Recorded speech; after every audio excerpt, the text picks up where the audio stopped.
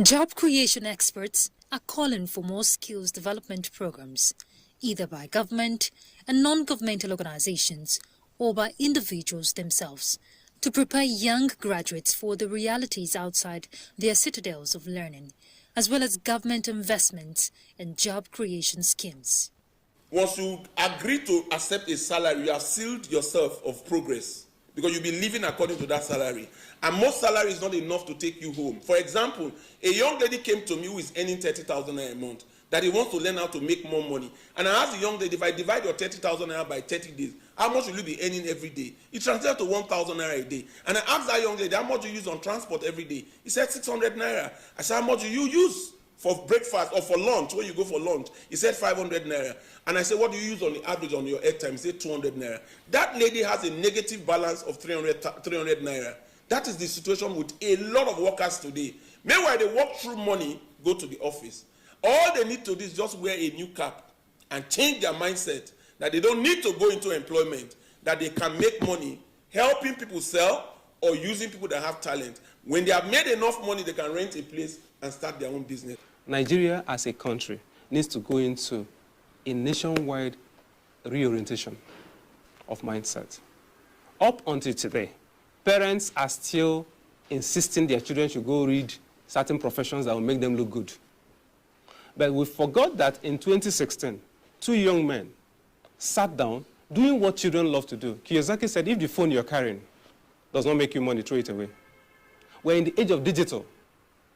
So the question is, what mindset are Nigerians running on? Many Nigerians are living the life of victims. For many years now, entrepreneur experts have been advocating skills acquisition, letting the world know that entrepreneurs are the drivers of the future, as education no longer gives the assurance of getting a job after graduation. Young entrepreneurs like Ibilola and Toyin may have had to cross a few hurdles now and then on their path to building a successful and sustainable business. They remain optimistic for the future. I'm still trying to gather money, but at the end of the month, I normally have reasonable amount of money. I started this place off with a little bit of a loan, because I don't really advise loan, like a large amount of loan to be, like when you're starting up a business, not that advisable. So I just started with a little bit of loan, and I've been able to pay back that loan I got in the long run. And then my monthly gain in the month, which is from around 30 to 35, is fluctuates sometimes because it's not a stable market. I don't have a stable market yet. It's kind of like rising and falling. There are good times and there are not so good times. Yeah, like I'm happy for where I am now, and I'm hoping to get better, get there. I intend to go for more networking platforms. Maybe people use more of social media, and also maybe start another session of training people and also satisfying my customers. They intend to work more on customer relationship. Basically, we have working clients and we also do bridal jobs. So we have 10 to 5 working clients in a week, which is we charge 15,000 per head. And depending on the client, some come in for photo shoots, some come in for Owambe glam, some comes in for birthday beads. So I think I make enough, more than enough. A United Nations survey speculates that Nigeria is expected to be the world's third most populous country by 2050, with over 300 million people. This means the number of people looking for jobs will keep rising as population growth continues to surpass output expansion.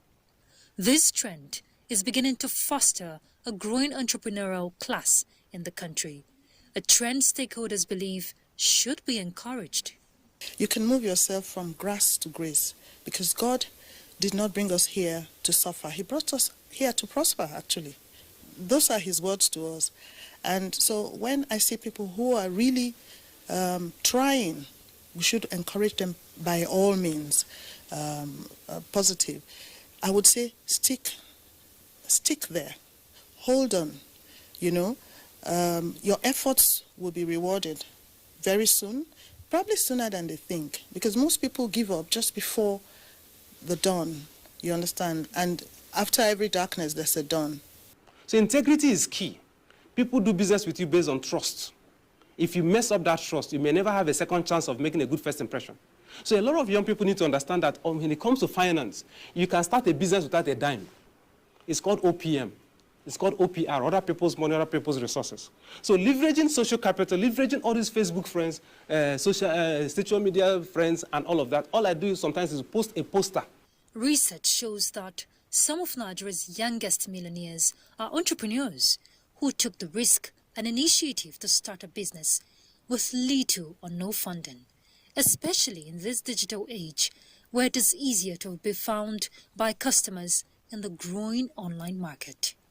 Just taking up your position and looking at the person that has something to sell, take the picture of what he's selling and tell him you help him sell. Negotiate the price very well and put it on your phone.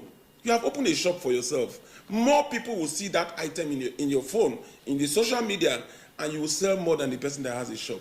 What did you use to start that business? Now, you can also see a lot of people on the street who are working today who are talented, but they can't reach the people that have the talent they need, they serve. If you look at someone that has a talent today and collect his number and tell him, I will look for people business for you, and any business I get for you, you will give me a commission out of what they pay you.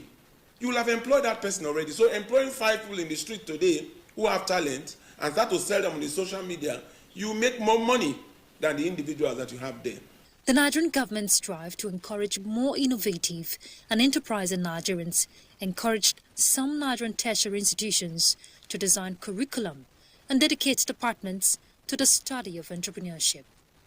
The entrepreneurial course in these universities is meant to teach students to be self-reliant and see new business opportunities where others cannot.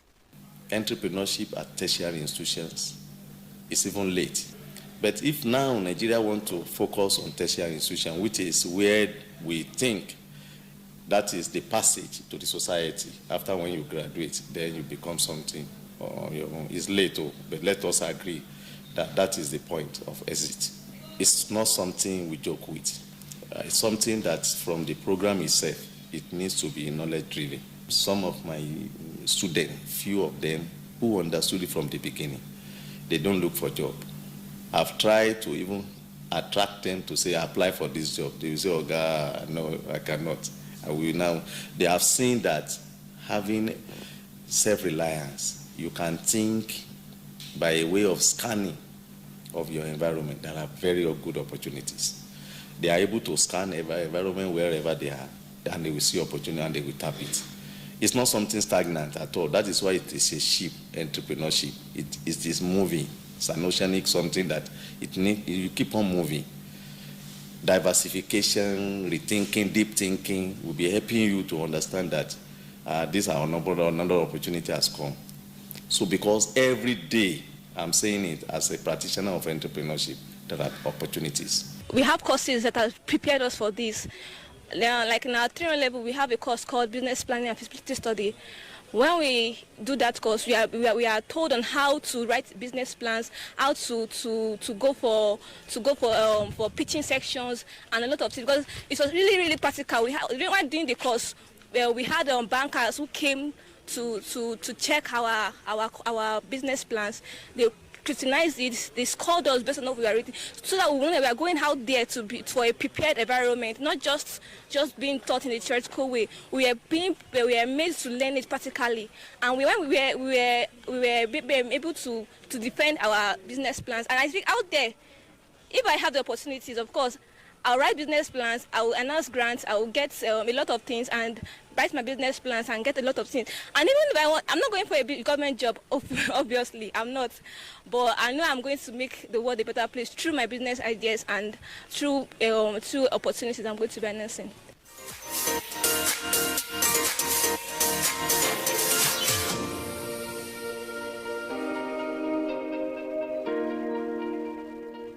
A graduate in Nigeria is someone who has successfully completed a first academic degree in a university approved by the National Universities Commission or National Board for Technical Education for polytechnic graduates. This well-sought-after paper qualification in Nigeria is no longer a prerequisite for employment. Business experts say every Nigerian must learn entrepreneurial skills to succeed in the modern world, even as some young Nigerians who studied for other academic disciplines and professional courses have had to learn to be entrepreneurs the hard way after losing some valuable time combing the job market. So what you go to learn in university is what should start you off in life in terms of basic thinking skills. I don't have to be a political scientist because I learned political science in school. I don't have to be a lawyer because I learned law in school. It could be an introduction to some other aspects of my life further down that may help to make better. So if you're a hairdresser today and you study biology education, you'll probably be able to address some of the dandruff issues or other issues, the scalp diseases of your clients, by talking about it in a way that your biology comes to bear. The first thing that anybody that wants to do business must look out for is, who am I selling to? If you don't know who you are going to sell to, you can never succeed in that business. Because you'll be opening a business that people are already in already. And it will be difficult for you to penetrate because people are already selling already. So the first thing you need to actually know is, who will I sell to? If you don't know who to sell to, don't even start. The second thing is, what is the competitive advantage that I'm bringing to the market? Competitive advantage is doing something different from what other people are doing. If people are selling chinchi already and you want to go into selling chinchi, you must see how you can cut your chinchi different from every other person's cut. You must see how you can make your chinchi a little bit different in color with other people's own. You must create a differentiation, like, I don't put sugar in my chinchi, I use dates. If you do that, then you'll be able to go to any supermarket and tell them, I want to bring my goods to you, and the ones you have them are not like my own. And because it's a different variety, they will take it on. So you must understand the market, know who you are going to sell to, know what your competitive advantage will be, and the third thing is, you must present yourself to take advantage of that opportunity. Don't procrastinate. And if you don't have enough money to stock yourself, get people who are doing the same business and help them sell. When you start making money, the money you make, use it to now start your own business. A lot of Igbo people do that. As a way to solve the unemployment crisis, the federal government started the Empower program to empower and train young graduates by providing them with short-term job opportunities in agriculture, schools, health centers, and tax administration departments.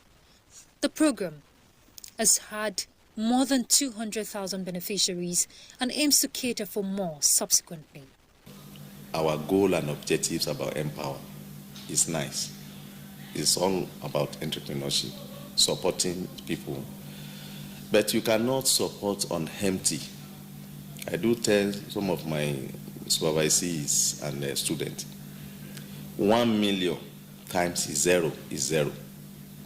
1 billion times zero is zero. No matter what the government wants to give as a support, if they are giving it to somebody who doesn't deserve it, nothing will come out of it. That is Empower for us. For those few ones that they have found themselves worthy of acquiring that opportunity of accessing it, some of them, few of them have made use of it. The majority, nothing comes out of it. That is what we call MIE, monitoring and evaluation. Since the Empower has started, I wish we can have a report about what is the success of this program. Though some private sector firms have also facilitated job creation through innovation centers for emerging entrepreneurs to benefit from mentorship and funding. These interventions are not enough to make a major impact on the Nigerian unemployment situation. So I'm into dry cleaning. I have a dry cleaning shop where I do my dry cleaning and then sponsor the Uda Salon. I have different ideas, but the problem is capital. So I want to bring up this one now. After this one now, then I have different ideas. I do like brides. I do 3 to 4 brides in a year, more than in a year. So, and we charge up to 200. So it's more than enough. Yes, bridal jobs comes with, a lot of, maybe, how would I put it? Okay, for example, I'm charging a bride 200, and I'm still having to do a bridesmaids and maybe a mom, a friend. So at least we make enough. We cater for events, we cook, we make cake, snacks, small chops, Anything for like business meetings, we always do it. Tea and coffee break, and tea and lunch break rather. And my chicken fried rice, I market it online because when I do it, I have like a blog, I have a social media handle where I post all my content and everything. So people that are following it and they want it, they call in to order for it, and then I make it to deliver. In the next 5 years, the number of degree awarding institutions is likely to double, and up to 1 million graduates may be added to the employment queue and unemployment market annually. What is the best way to productively engage this addition to the workforce? Everything you need to succeed is around you. If you are not a good salesperson, employ a salesperson. If you don't have goods to sell, help somebody sell his goods and make commission out of it. If you know how to use the internet to give services to people who don't know how to use the internet, who have things to sell. For example, collecting 5 people who are selling things now in shops and put in the social media and put your phone number and begin to be the marketing manager for those 5 companies.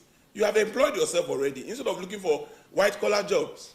Because you can sit at home and be marketing officer for 5 companies. And if those 5 companies, their goods are not selling well, look for the goods that will sell faster and put it in the social media instead of doing selfie. Begin to sell with your phone. So I'm telling graduates today that you can open a shop with your phone. You can sell for anybody that has goods to sell, provided you ensure that you are well packaged and you are trusted. But if you are not trusted, nobody will want to give you the items to sell. But it has been made very easy. The social media is open to everybody. It's the biggest market in Nigeria today. The era of looking for money to open a shop is gone. There are a lot of things you can do online. You can do blogging. We have seen blogging make money for some people. You can do different things online. You can do e-commerce. That's what we call OPM, other people's money, other people's resources, other people's time. Meaning that the same chatting you're chatting. I sell plantain on Facebook, on different platforms. All I did was to get a picture of the plantain, posted it on my Facebook page where I have over 5,000 friends. And in 24 hours, I had about 30 people or 35 people send me over 300,000 naira. Now, your network will determine your net worth. We need to be creative in our thinking. As young people, we need to be audacious in our thinking, and we need to learn to get our hands dirty. If you want to wear Brazilian weave as a young lady just stepping out of university, and you think that it's demeaning to fry akara and sell, then by all means wear your Brazilian weave. But don't expect that I'll feel sorry for you when you come up to me, you're looking for a job, and you're wearing this weave, but you do not want to do the things that may make you earn the money to wear that weave proudly. So that's why I talk all the time about a mindset and mind reset.